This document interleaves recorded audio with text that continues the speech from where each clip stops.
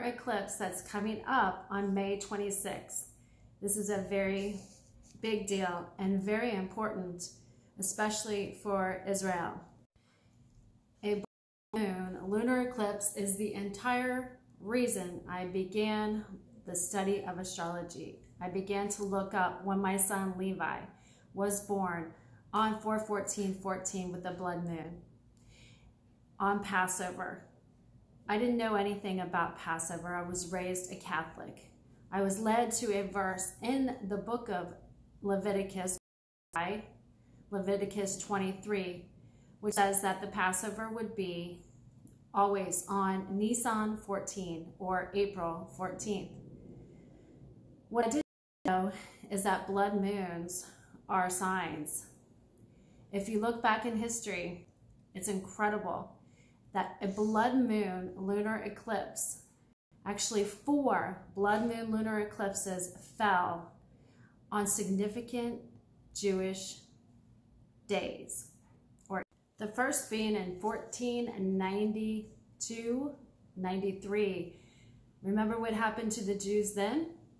It was the Spanish Inquisition, and they were expelled from Israel. Many of them came over with their Jewish buddy, Christopher Columbus. Did you know he was a Jew? Sure was. The second blood moon tetrad was in 1949. The Arab-Israeli War began.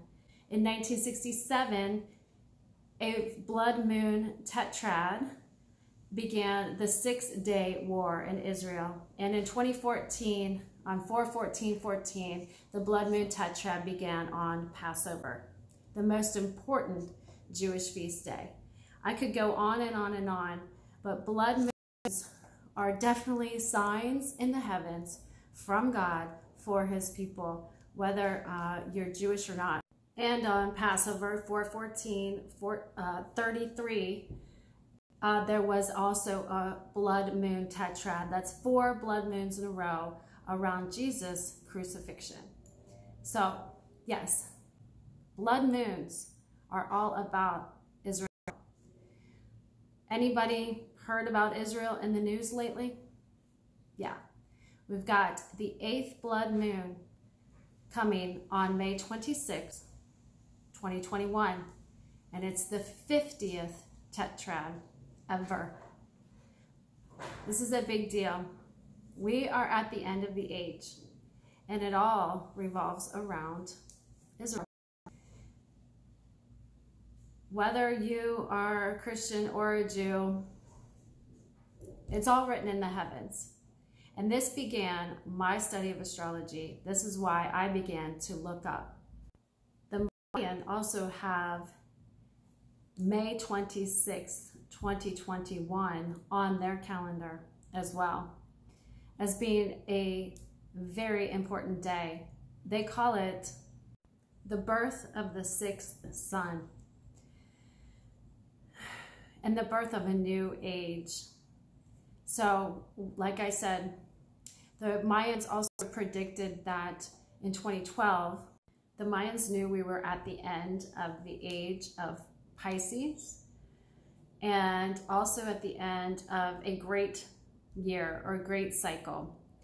And the Jews are also awaiting their jaguar god or their feathered serpent god. The Jews are awaiting their Mashiach. The Christians are waiting for Christ to return. And we know that we're at an end of it. What's very interesting is that 4/14/14 is 1260 days before the Revelation 12 sign on September 23rd, 2017. And 1290 days forward brought us to Easter in 2021. Now, from there, 1335 days brings us to May 26, 2021. And if you know the Bible, you'll know that those days are highly significant and have great meaning. And so this date seems to be very important enough for the Mayans to also put it on their calendar.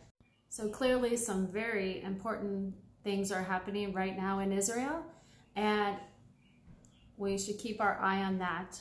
because these signs in the heavens are all about it. It was a blood moon lunar eclipse on Passover on my son's birthday that caught my attention and caused me to begin to look up into the heavens and to study the sun, moon, and stars like Genesis 1:4.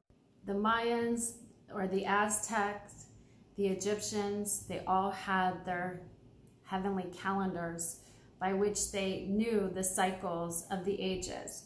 We are beginning to look up again. We can all look around and see that we're living in crazy times. Anyone can see that they are tumultuous times. And this is what happens every end and beginning of an age.